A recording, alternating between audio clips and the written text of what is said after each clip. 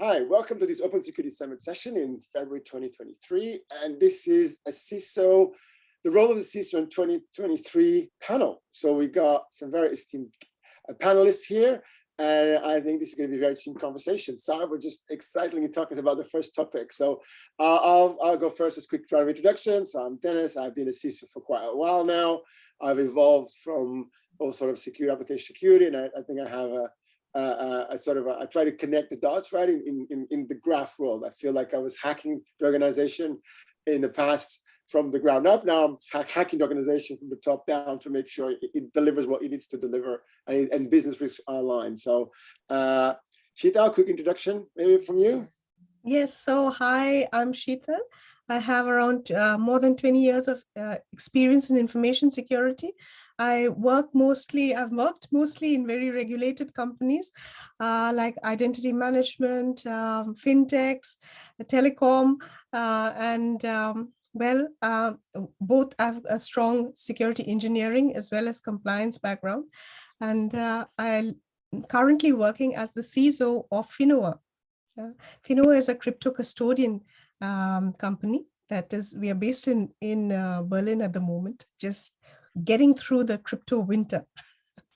Talk about a business that just had a massive wake-up call a couple of months ago, right? Well, I joined Finoa. I joined Finoa when Finoa was in its, exactly performance. Cool. Tim, quick intro. Yeah, hi there. So I'm Tim Ward, CEO, co-founder of Pink Cybersecurity. So we're all about taking a behavioral science approach to the human factor. If you want to understand what we do with our product Red Flags, I suppose you could imagine shrinking a CISO, maybe Dinis, down to being really, really small, and then multiplying him up so that he could sit on the shoulder of every single person in the organization, steering them and guiding them to make secure decisions. So that's kind of what we're all about. Prior to doing this, I was, I suppose, on the other side as global head of IT for the cyber bit of BA Systems. So I've been a bit of a practitioner as well. Cool. Abbas?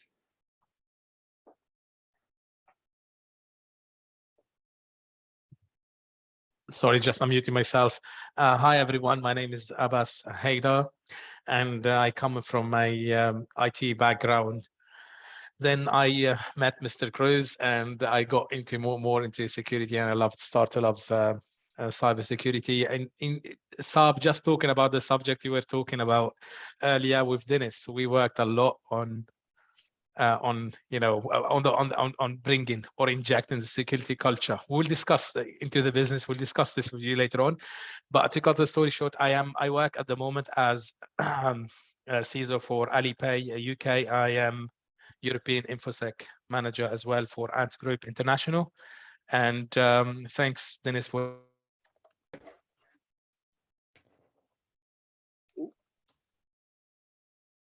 Is this me or?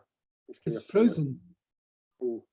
All right. I think we've lost Abbas. Then we lost out a little bit. Okay, Sam, over to you, and then intro, and then you can go on your first topic for us to cover, which I think is a really interesting one to explore. My name's Sarb Sembhi. I've been a CISO and I'm a CTO at the moment. My background originally was in the public sector, and I used to be a management consultant, and one of my roles was diagnosing organizational culture. So I worked a lot around culture many years ago. I retrained into IT, went into development. I was in development for about 10 years, project managing before I came into security. I've been in security for about 20 years, 20 plus years even. And I've worked in most aspects of security. Yeah, back to you. Cool. No, okay, let's your first topic, right? So it's about security culture, right? So I think the frame, my understanding is you're going to talk about, I feel something which is very important is I don't think sometimes we in security are held accountable for the impact of what we do in the business, right?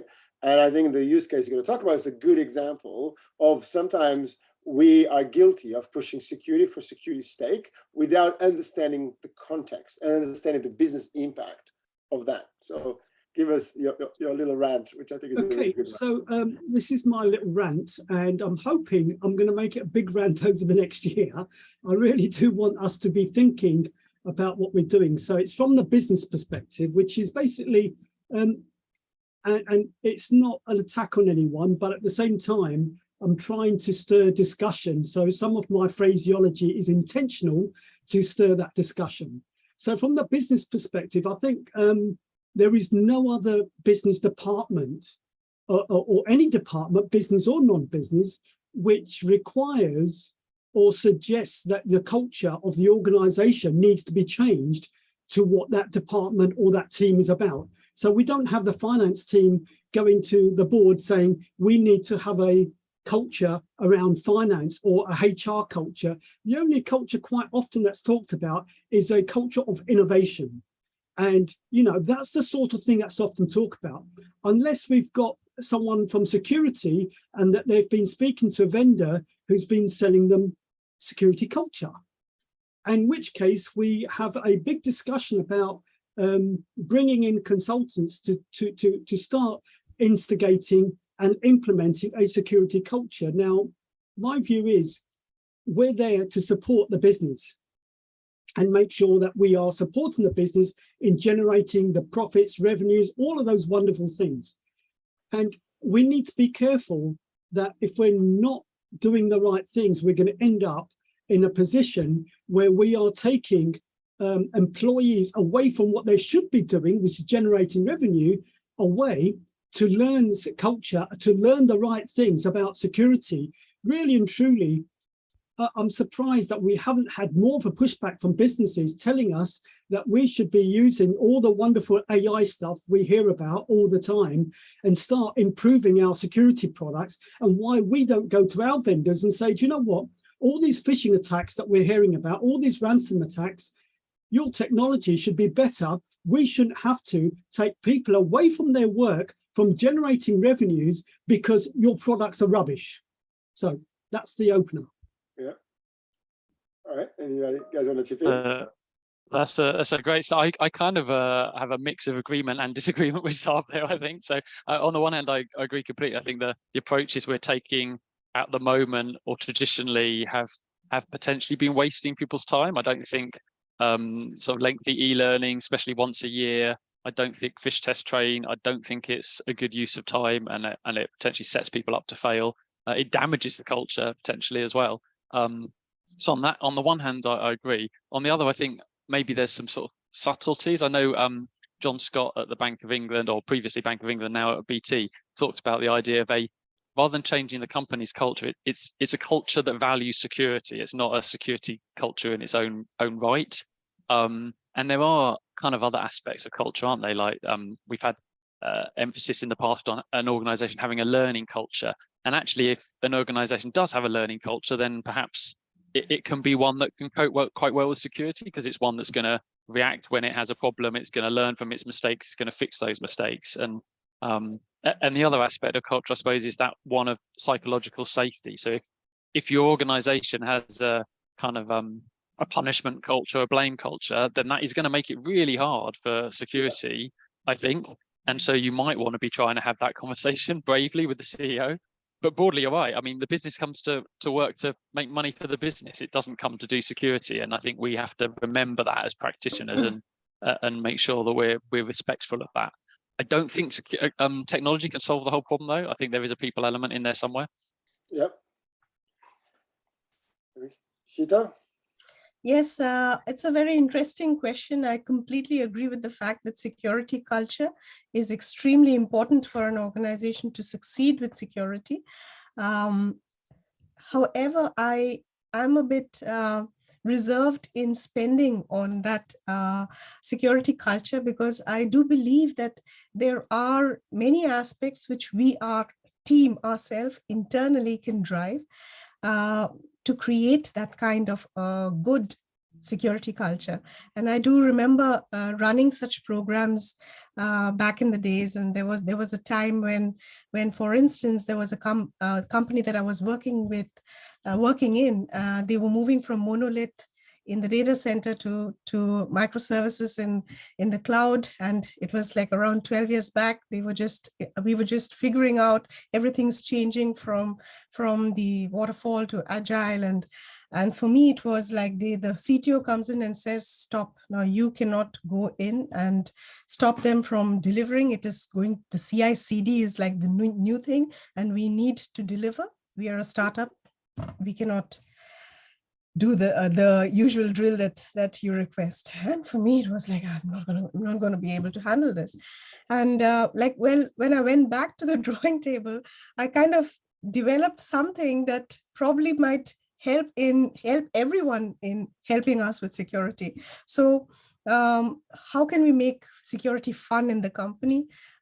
Why not start with some security workshops on, what kind of attacks exist, and see how people start receiving those workshops. And then you start with some capture the flag contests that, again, you can get a lot more people to attend and feel a little bit more around security. You can start internal bug bounty programs, so with all this knowledge from the workshops and the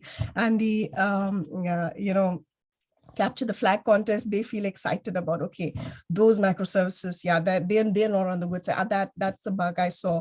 And they feel excited to report these bugs. And we were able to identify a lot more issues than we would have normally been able to identify.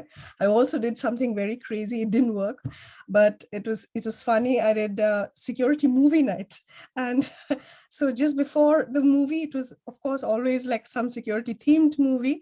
But before the movie, we would talk about something really important. And since it's coming directly from the team, not from like an external consultant or some culture package that we've bought, it was very engaging to the audience. So a lot of little things like this that really helped the culture to grow, and we got a lot of support and in terms of security from the team itself. Very cool. Abbas, any comments from your side? Yeah, I just okay. Sorry, first I got disconnected because because Windows crashed. So I just want to talk, just touch on a couple of things quickly. I mean, in terms of culture, like into investing in a culture, that's something really hard, and probably go and buy something like this it's not possible to buy it. I mean, from a personal experience, I'm a Lebanese guy who came from Lebanon 16 years ago to the UK. So I couldn't understand the English culture in the beginning. So as a culture, in general, it took me a couple of years to get, to start melting within this society and understand the different aspects of the society. But what I discovered from previous experiences that if you want to inject to create a security culture within the business, you should have the ear of the top level. If they are not willing to do that, you're gonna definitely fail. Whether you pay money or you don't pay money, you inject money, you don't inject money. And I learned myself, Dinis knows, I learned this really, really hard. So it comes from the top. You need to get their ear first, and after that you can do whatever you want to do. And the other thing is, to show the people the benefit, show positivity, and just make sure that what I understand that some people think security is a monster. They're gonna be scared. We have security awareness training, everyone start to panic because we have a security awareness training. Probably one of the things, like rewarding people for doing good security practices, rewarding the security teams with good who are doing really well. I mean, one of the things with Dinis we discussed in the past was you only reward you should reward security teams when they have minimum incidents. You should reward IT teams when they have minimum IT issues, and this is something which was it's not in the culture of too many businesses these days. And just to touch on the last bit, I mean, because this is what I want, because you mentioned the CTO and stuff like that. So this is a subject I want to discuss later on. I don't agree that the CISO role should report to the CTO, because the CISO role has evolved a lot over the years, and this will be the thing I will be discussing with you guys later on. So Sarb, I think what was interesting about this conversation is that I would frame your worry, and I agree, in the sphere of, it doesn't work when we ask the business to do work that should be our responsibility, right? And that's, I think, fundamentally what you're saying. What you're saying is that instead of us having better technology, better process, better understanding, better ways of working, we go to the whole business and say, hey, you are responsible for making sure that we don't get this, right? And you're right, you know, everybody has a different focus, right? And I think you should focus, that's an interesting one, because I think the word culture there is quite wide. And now actually you're talking about a subset. It's almost like we're trying to put this culture of fear. It's almost like we're using the fact that maybe not doing a good job as we should be doing to push to the thing. Because the examples I think you know, Sheetal and team were talking about, I think are much more interesting, because the culture is how you behave as a business, right? So you want a culture that, you know, for example, embraces protecting your assets, right? We want a culture that embraces almost doing security practices that we share, because we know that they will deliver good security outcomes. Where I think you know, security has gone wrong is when it becomes devoid of context, right? So because there's areas where you in a way, the problem with this is there's areas where there should be mandatory training, right? There's areas that probably, you know, and that exists everywhere, right? Like you have places where you have to do health and safety training, right? You have areas where you have to do anti-bribery training, and it really matters, right? You have other areas where you have to do, hey, you operate that machine, you need to freaking do training, right? So there's going to be parts of the business that probably we should be giving mandatory training, right? Because, you know, you are handling highly confidential stuff, right? Especially now these days with GDPR and other areas, you know, it's about context, right? And I think that's the piece of the puzzle that sometimes I think you are referring to, that we get that wrong, and then we push a massive tax to the business. And the fact that they do it shows how much credit we have. It's almost then it should be, it's almost like we have the double damage situation, because instead of using those credits for something that actually works, we're using those credits for something that we actually know it doesn't work, right? Because we've got a duty to do, if we get time with people, to do it well and do it effectively, haven't we? Exactly. Because yeah.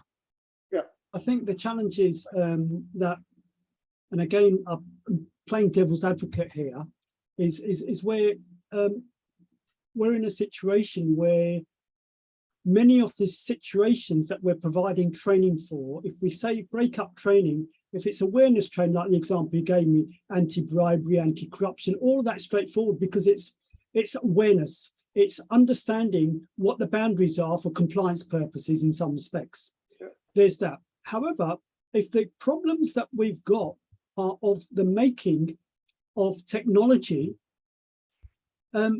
should we not be going back to our vendors and challenging them instead of training our users to fit into the technology? Yeah. Passwords being a great thing. I mean, I said my background was in development, and I know in the development field, we try to work around secure coding practices. And forget secure coding, to begin with, we couldn't even get people to use standardized ways of naming conventions, using library directory, all things that to standardize basic coding things. We couldn't even get developers to do that. It was such a hard job. This is before security came in. So, you know, changing those things is very important. It's good practice now in many respects. But what I'm saying is, if the problems that we have, whether it's around passwords or around phishing, if the problem is around the technology, why don't we go back to our vendors and start getting them to change things instead of trying to change our users? That's where my biggest problem is. Yeah, I agree. I would also agree on that. That's a very important point. Well, a very good example is how, you know, when we use a product, the initial feature, the small package that we get, which is the cheapest, which we probably most startups would just go into that bundle, they would never allow us to use the 2FA free. In order to use 2FA, you have to pay extra. And that is so inconsiderate, I would say, right? How could you do that? I mean, how would you make money out of 2FA, right? So this is actually a very valid point, and it actually makes sense if we as security practitioners raise our voices towards this bad practices that we see in so many of the products that we use. That if we want a secure version of it, well, you have to pay a lot more.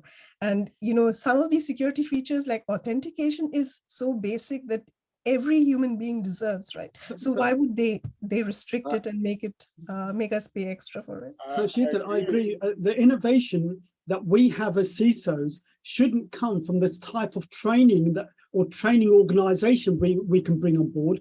Our innovation should come on whatever technology solution we can bring to cope with the technology problem that we've created by using other technology we brought on board previously, rather than trying to find some sort of wonderful company that's going to provide the training with the gaps in the technology.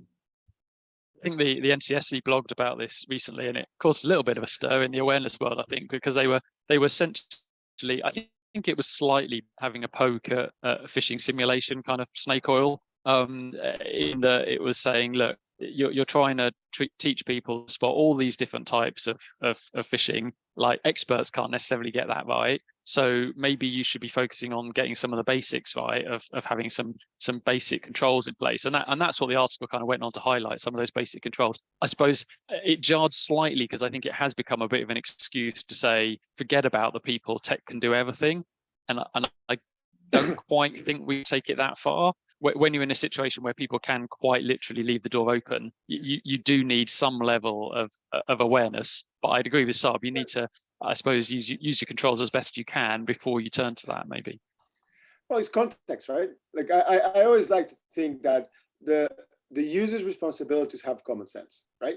It's like in our world, right? If we are in a situation where I hit the lamppost by accident, right? Or something happens to that lamppost and the whole city power grid goes off, right? I don't think it's fair to blame the user, right? So it's the same thing. I feel that we need to have context and the users should have common sense, right? And I think that should be the premise. And users, if a user continuously does something which we consider bad, we should be thinking, actually, are we putting the user in a place where he can do something bad all the time, right? Again, like, what is the side effects? Like it's almost like the fish simulation. I remember looking at those stats and going, look, the moment that a more advanced one can get 20-30% through is the moment I realized that doesn't really work, right? Because even the experts can fucking, do it properly, right? So you can get a level, it now depends on who's your attacker, right? So again, if you are attacked by, and this is why, again, having context, which is kind of what I want to talk next, is that I think is so critical, because if you are at the high end of the security measures and you really need to protect against very advanced attackers, well, there's a lot of stuff that you probably need to do, right? There's a security awareness that you probably need to have for signs. But if you are in a space where you don't have that, and it doesn't make sense for those high-end attackers to go after you, then the more basic stuff is good, right? Because what you should have is better defenses in terms of the side effects of it, right? Because that means that the users will take risks, and that's okay because they need to go on with the business. Our job is to make sure that when something goes wrong, it's very quickly contained, is very quickly addressed, and the blast radius is very limited. So the impact, the way I look at it also is the impact we have on users. We're in an environment, we've gone through lockdown, there's a recession, the economic crisis, whatever. Most users, when they were at school, they didn't think that they would have to have a security culture. They're coming to work to do what they thought they would be doing, not to learn about how to, and the whole environment is such that it might be dog eat dog. There's pressure to make money. So they learn skills to skim read, and they learn skills on how to do things faster. Everything they do faster, except when it comes to reading emails, because the security department tells them that they have to read emails slowly because it could be a phishing attack. So if you get 100 emails a day and you read everything that's not an email very, very fast, all of a sudden you've got 100 emails that you need to go through. Now you're going to read each one very, very slowly in case you get caught out by phishing. That's the impact that we're having. We are slowing down business. And I think we need to focus on the actual impact we have and the impact on revenues of the businesses that we're in, and the cost of that, and the cost of trying to get a solution that might be better and more efficient. That's also, I agree with that. And there's a very interesting thing that actually BAIT, the BaFin's compliant way of doing IT had forced on us. And I was like, okay, this is strange, but it really helped me. So I'll just share that. we have this whole concept called the information network. So I would need to go to every department and understand every process they do, and what is their sensitive data, what's the third-party data that they have, who's working on it, what tools do they use, and what are the steps that they have, and then go through it and then document all of this. So it's like huge. So if you can imagine a big company, it will be like a very huge asset inventory of all the processes. And then you have to identify which is sensitive and which is not. And based on those processes, you could have very good trainings, so targeted trainings, as you just mentioned, Dinis, also. So this is also something that we could use with a proper information network around all the processes in every department, and identifying those departments that have very sensitive data and making sure that they understand how to do it. So let's move the conversation to context, right? Because I think that's more and more is a word that I hear a lot, and the word I care a lot more. And I think I feel I'm going to caveat this by saying I think in graphs, and I think in maps, and I think the whole thing is a gigantic graph, right? And I think one of the challenges that we have is that we have executive briefings and we have risk mappings that are completely disconnected with context, right? So again, that whole thing of why should I care about this versus I shouldn't care. So what's kind of your views on how can we get better context to the risks that we have, to the information that we have, the interactions that we have? Like, what's your techniques, what you see works well, where you see gaps on basically having more and more context to the activities and the projects and the risks that are part of our security sphere? Yeah. Or you can start, Sheetal, if you want. I won't start this one. Or start. Go on.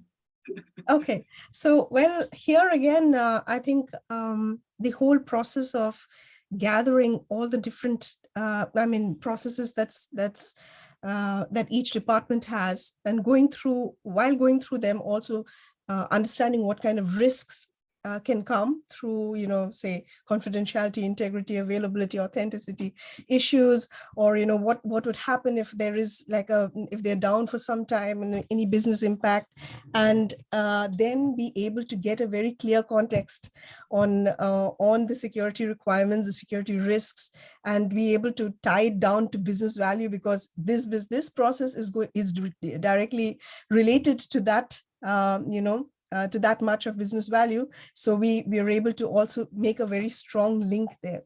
So that's my approach. That's how I go ahead, at least. And how do you physically connect that? What kind of, maybe a bit of the tech stack and the practices that you actually do to have that context? Like, where do you capture it, and how do you make that scale so that when you build it, when you meet a new stakeholder, how do you know the context that relates to that particular stakeholder? Yeah, so that's that goes down to tools, right? What kind of tools are we using? And to be very honest, we are using Atlassian tool. We're having, and I'm in fact documenting all of these processes in a tool called Insights that they have just acquired probably last year or the year before. And they now call it Assets. And there you can actually put in all of these processes, put in the security requirements of each, the risks identified can be linked to Jira boards for that particular department. So all of these graphs, you can actually get, okay, this risk owner, say Dinis, has the following risks open, and probably in the next cycle, I will address it with Dinis, or probably escalate it if it is. We need to do a session and the next one about that insights, because I know a couple of others who are using it. I really want to get a group of us together to share more insights about the insights, right? But that's pretty cool, right? So you use that to have context, right? So that when you talk to the stakeholders, you start to understand better what they do, what the risks, etc., right? Yes, and you can even link it to third parties. So the third party tools that we are using, and all of those can also be linked up, and then you can have risk assessments done on those, and make sure that that's also identified and met with. Cool. Yeah, I think Dinis, you're effectively saying it's kind of trying to move away from this world of having a set of security rules towards taking a risk-based assessment of the projects and the activities you're doing, which always kind of struck me as common sense coming from an enterprise architecture background, of kind of like you're assessing every project that the business is trying to undertake and understanding, okay, what's the impact of that on security, on data, on all these different things. You've got to not throw a set of a rule book at it and say, no, we always do things like this, because actually it needs to be nuanced, and you need to understand the context of what the business is trying to achieve in that particular circumstance.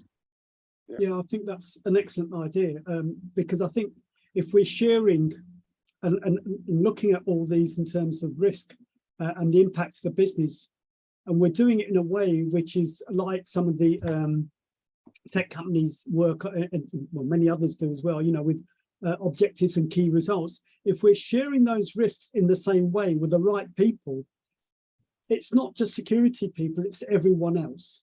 We're getting input in terms of impacts that we may or may not have thought about, and we're getting a better idea of the full context of what that risk could impact within the organization, rather than a narrow view of just the risk people or the security and risk people, or just a small group of people. So really, it needs to be shared. It needs to be wider. We need to get more input. It needs to be. I mean, again, you know, I mentioned I was a management consultant a long time ago, and looking at culture. Again, it's looking at all aspects of what is going to impact, where it's going to impact, and the chances are there are most things that we don't know about, that we will not find out about, no matter how many group meetings we may have in a assessment or consultancy role. The only way that we're going to get to the bottom of it is by involving people in their own time and in their own way, or what they can see, to encapsulate whatever impacts everything's got. And you're likely to get, so it's crowdsourcing, and getting an idea, crowdsourcing within our employees, within our teams, exactly what we don't know, and sort of far and wide. Yeah. And it will give a much better context than we're ever going to get in the time that we have. I don't believe that most of the risks that we as security people try and identify, we try and get to the bottom of things. And if we can get 70–80%, that's great. Whatever else there is, I think many other people will get, and they will get the non-security risks and the wider impacts to the business. And how do you drive the risk acceptance part of it? Again, I would say it's working with the business, because if you're working with a business and you're sharing what you've got, they will tell you what they think very quickly. And I mean, from our last discussion, you know, I'm always trying to think, having gone from, like many people, from, you know, the late 2000s, where we were, you know, blaming users for everything, and you can't have this technology, that technology, to now we have to be more user-centric. We have to be more business-centric, and we're going to get we're going to get better acceptance of the risk if the business sees it as a risk. When only we see it as a risk, it's a problem, because that's when we have to start changing the culture more. That's me. Okay.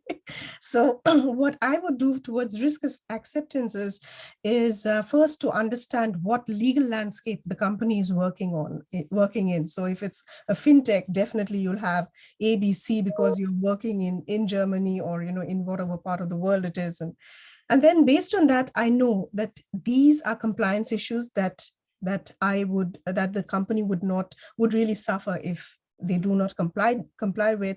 And then you also have a discussion with the chief risk officer, for instance, you know, if your company has it, so that you can get an understanding of what is acceptable risk in terms of financial, you know, in terms of money, right?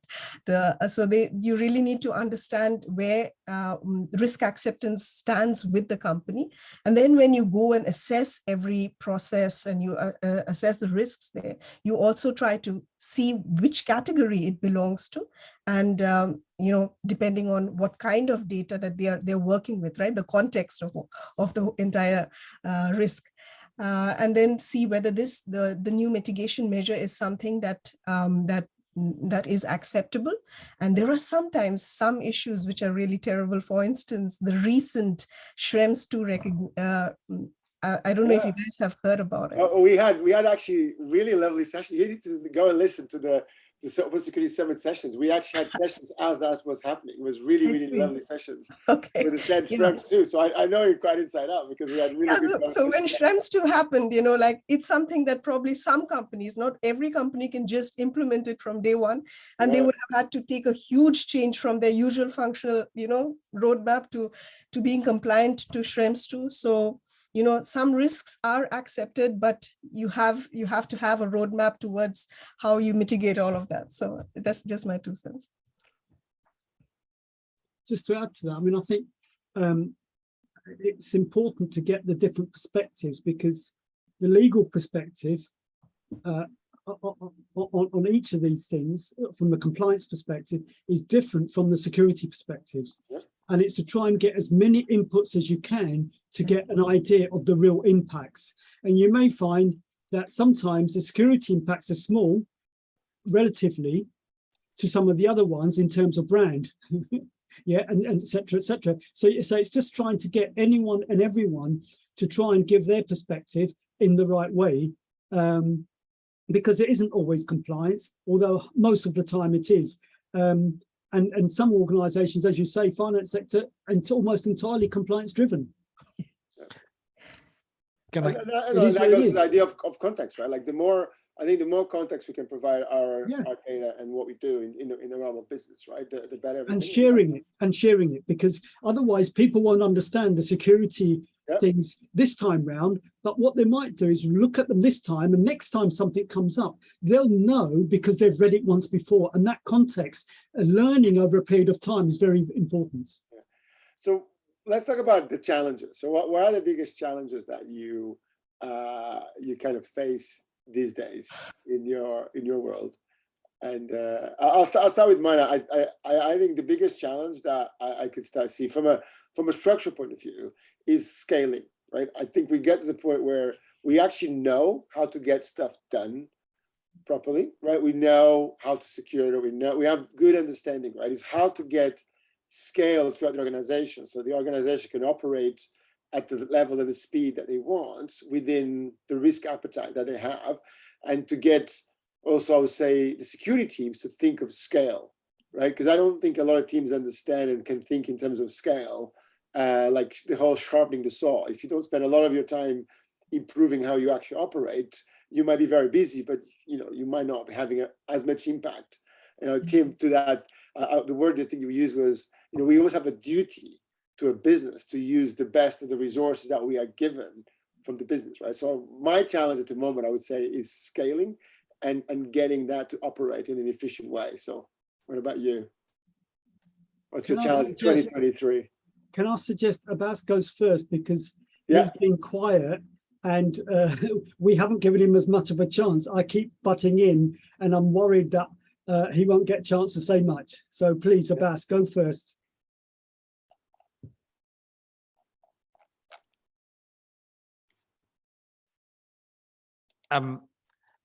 The most challenging stuff I'm facing at the moment is just to find the right people to hire, finding the skill.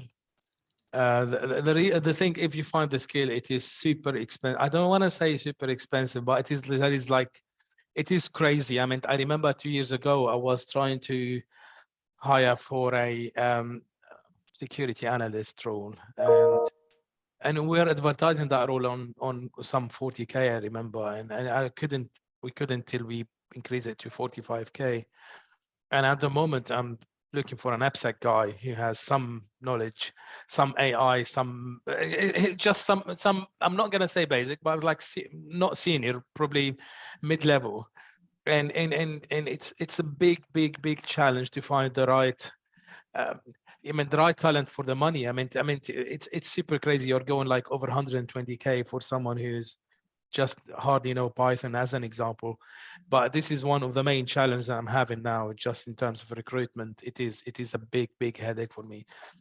The roles stay there you have too many applicants as well. Like, everyone who works in IT, and I encourage everyone, like, to come into the security world, but so people coming from a responsive world, and they it's just like, you have a lot of, I wasted my time, to be honest. I wasted too much of my time just looking at CVs and stuff like that, and I'm finding it really challenging to find the right talent. As an example, in AppSec or in any other role, GRC, every single role, like, it's really, really challenging, especially financially. Businesses can't afford it, and people with the inflation, it's becoming a big headache. Yeah. Team, and then Sheetal, what's your challenge in 2023? Yeah, I mean, I suppose I'm probably coming at this slightly differently in that we are kind of all about trying to help people avoid cyber threats from a human perspective. And the sort of people we're talking to and the challenges they have is, it almost goes back to Sarb's point earlier, that they're kind of finding that their staff are tired of the same old security awareness training. Some cases it's kind of annual. Even if it's a bit better than that, people have just seen it before. Even some of the better stuff now, the cleverer it gets, the more it learns about you and the more it wants you to do. So people are ending up with like 4 hours worth of cybersecurity training on their plate when they've got nothing to do with the cybersecurity team. And so what we're trying to help people to do is kind of think about, the only reason we're doing this is to change behaviors. It's to help people build secure habits. So let's try and help them with tiny interventions, sort of minutes here, 30 seconds there, and that's the kind of the challenge and for me, that's a challenge within the industry of shifting people's thinking away from this idea that e-learning is an answer. E-learning is great when you choose to learn. If you go and say, well, I want to learn about something, I'll go and do some e-learning, that's fab. But if you're going to force someone to learn, which we've got to slightly admit is what we're doing here, then e-learning perhaps isn't the answer. So we're trying to shift the industry a little bit, and that's probably my biggest challenge at the moment. Yeah, cool. When I think about scaling, it's I would say like how it ideally should happen is, of course, we need to have that long-term vision even when you begin with that particular company in that particular sector. So what's my long-term vision? What's constantly, how's the product evolving? So you need to be very close with the product team, with the customer ops team, to understand what is the possible future, what are the possible risks, and how should we evolve. And of course, we roll out the typical security aspects that need to be done. And I would say the biggest challenge I'm facing is that you even hire a perfect team and you're so happy about it, and then suddenly your team is let go. And you're left alone. Keeping talent is a challenge. It's a big challenge. Or maybe with a few additional people in your team. So this is a very common story that I'm hearing now. So and I also have the same issue, that there are a lot of ideas, a lot of plans of how things could roll out much better, how it could have been done. But if only we had additional hands. I agree that with Abbas that, of course, our industry is rising in costs, and we basically find it really astonishing that juniors who probably, when we were back at that stage, we hardly earned anything compared to what, with just 2 years of experience in security, you can like really ask for a very high package. I think now, after all of these layoffs, things are starting to balance out a bit, and the salaries may also go down, I guess. But I'm sorry, Sheetal, I just want to ask a question. Can you see that layoff? I can't see it. I mean, I can see it in other, like, people hiring for a marketing position or something like that. It started to call, not on the cybersecurity side. I don't see it. It is crazy. I mean, I've heard like some astonishing stories and some like stupid salaries being out there. I'm not saying people don't deserve it, but I feel like it is a bit overrated at the moment because of the demand in the market. I'm not going to repeat anyone else's challenges. I'm going to, because I work on a variety of different projects, I'll mention a area of challenges that I think is up and coming. but it's the type of challenge that I think, and the reason I'm mentioning it is I think it's going to be a challenge for many of us in the organizations we're in. And that challenge really is of the invasion of IoT going forward within the organizations. At the moment, we've gone through IT and IT people not understanding security, at least they're IT literate. Smart buildings, smart cities, smart homes, wherever you are, there are new things coming in and they're not secure. The product security and telecoms infrastructure bill only focuses on consumers. In terms of the enterprise, we're supposed to be, and I'm doing some work with the IoT Security Foundation. I'm on the board, and we've got a requirements document coming out to help facilities teams.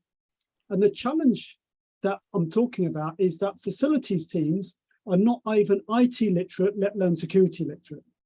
They are responsible for a bunch of things where the number of devices and systems are going to outnumber the number of IT devices and systems that are in the organization. That is coming. It hasn't happened yet. And they don't know what's going on. They're not interested in speaking to cyber people. Cyber people finding it difficult to speak to them. And I think that is a challenge that's up and coming that I've been working on with the IoT Security Foundation, because of the number of devices, because of the number of vulnerabilities, and the fact that these devices can get installed by anyone just by grabbing something and deciding to put it onto the Wi-Fi network. Yeah.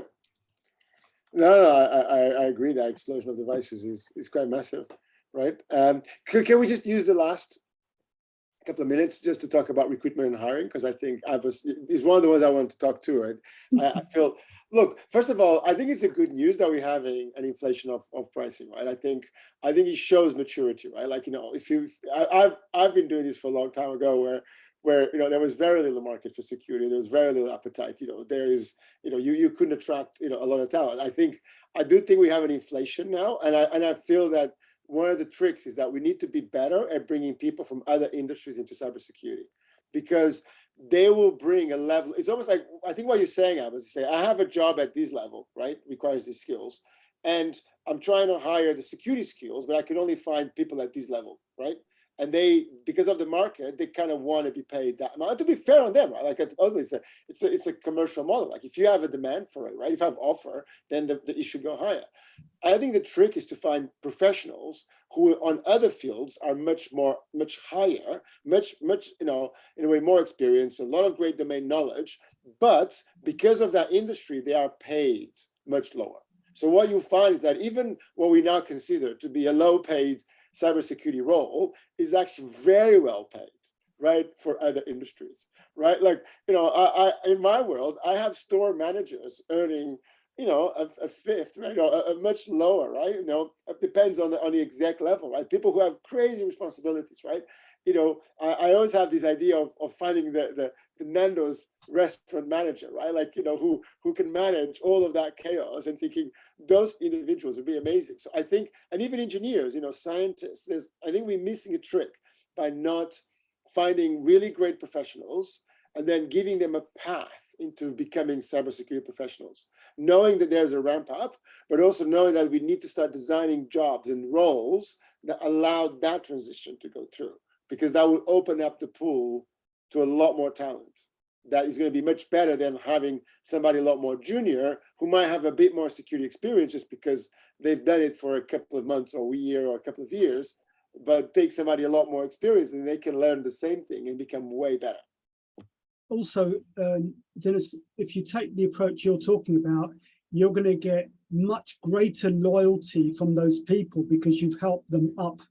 Whereas those people who are from the world that Abbas was talking about, they feel a sense of entitlement because everyone else is going up, and they have that sense where, hey, he's got my friend who's been there, he's got more than I have because he's got this and that. So they feel that they're entitled, whereas where you're talking about, Dinis, these people will come along, they will be loyal to you because they would never have got that sort of salary anywhere else. And you've helped them get to that point and help them get into an industry which is not easy to get into.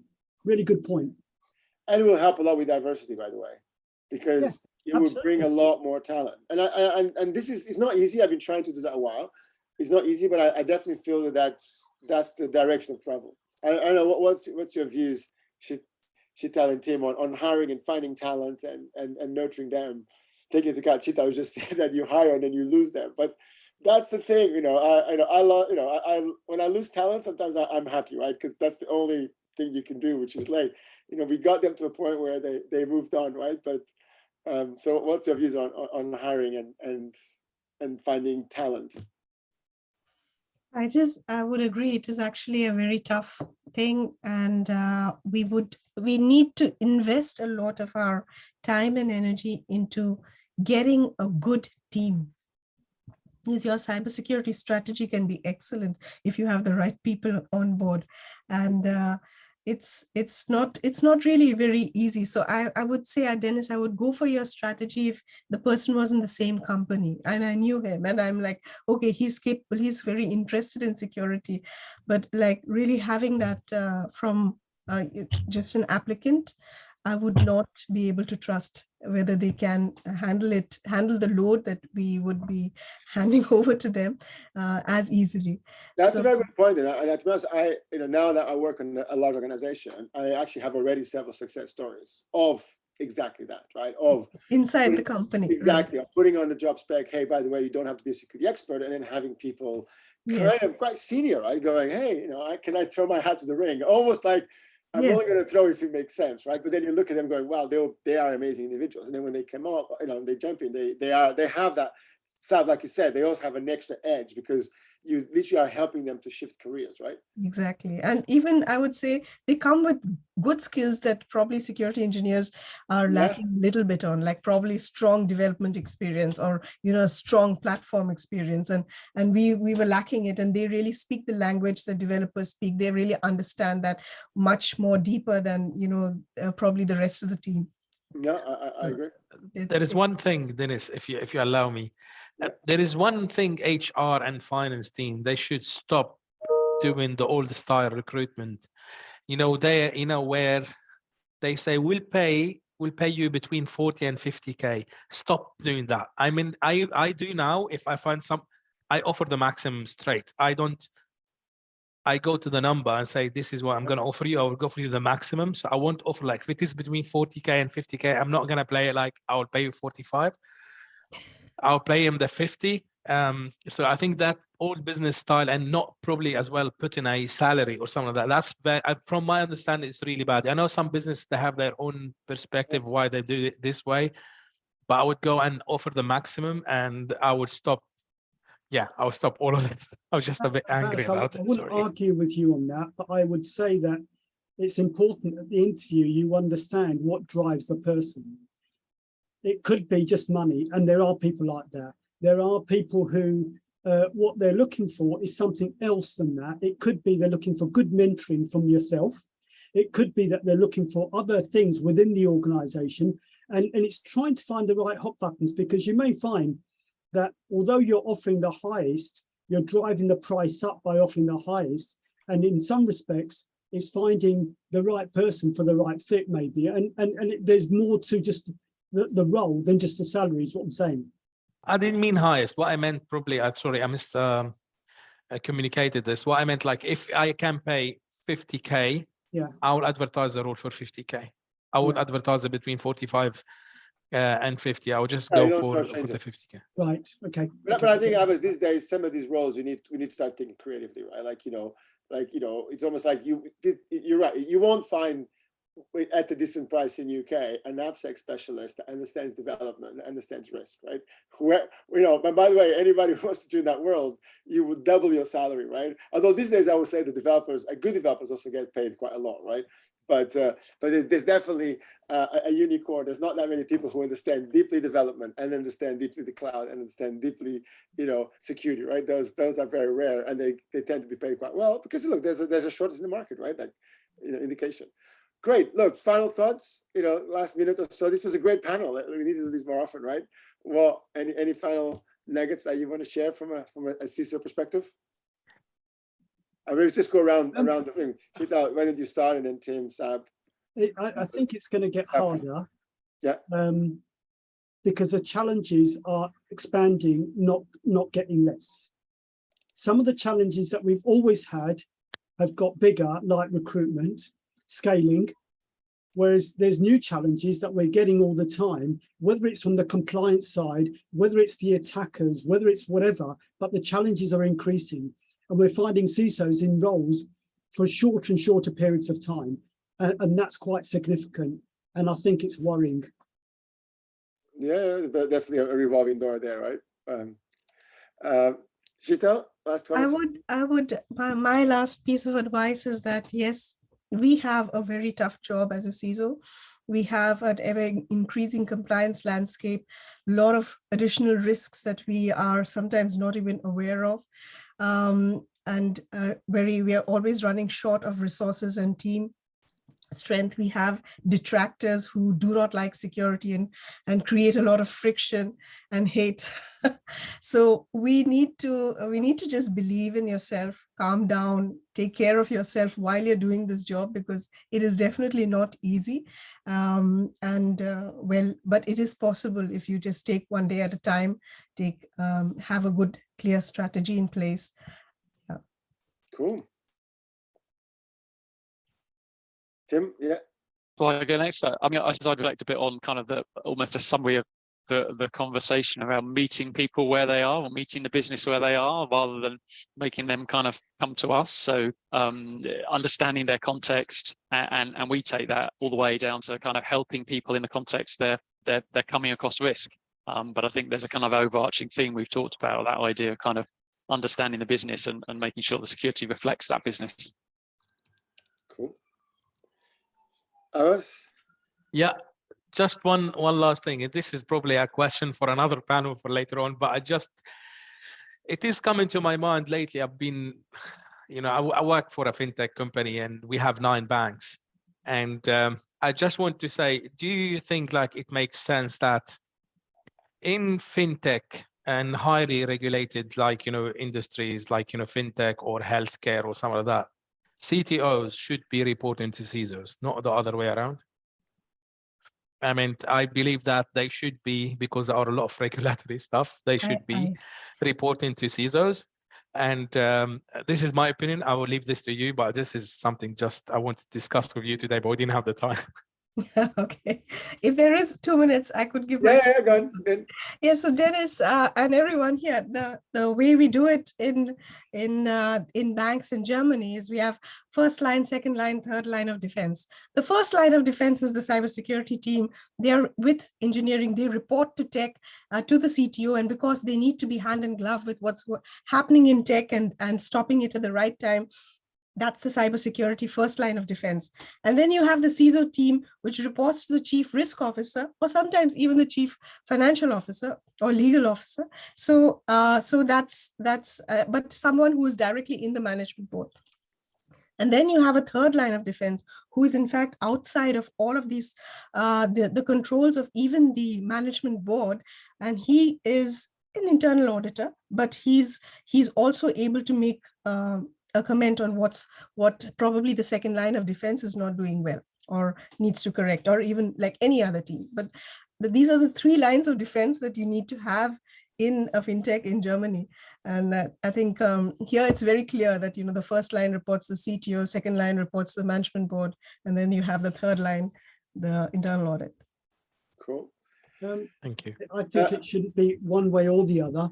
They're both C-suites. They report to the CEO. One shouldn't be reporting to the other because they have a different perspective.